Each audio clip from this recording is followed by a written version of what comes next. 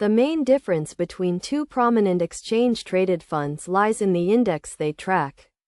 One fund attempts to replicate the MSCI World Index, which comprises shares from developed markets, excluding emerging markets. In contrast, the other fund seeks to replicate the FTSE All-World Index, which includes emerging markets, resulting in a larger and more diverse portfolio.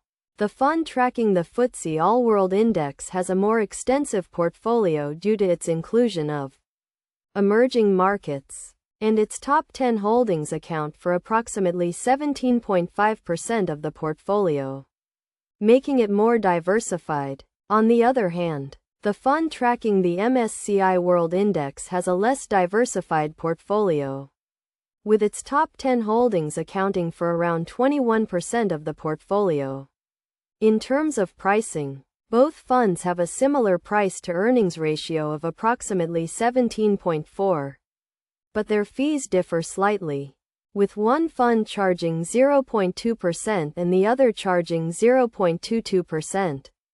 Despite these differences, both funds share some similarities, including high liquidity, with minimal bid-offer spreads, and similar yields of around 2%. They also both physically own the shares they invest in. When comparing the two funds, the more diversified option is preferable due to its ability to mitigate company-specific issues. This fund also boasts a lower expense ratio of 0.03%, compared to the other fund's 0.06%, and lower management fees, which can add up over time.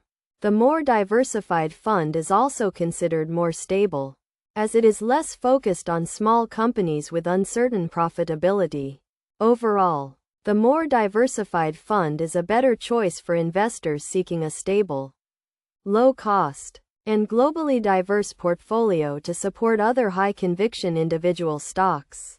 Its diversification also provides a cushion against potential instability in individual companies.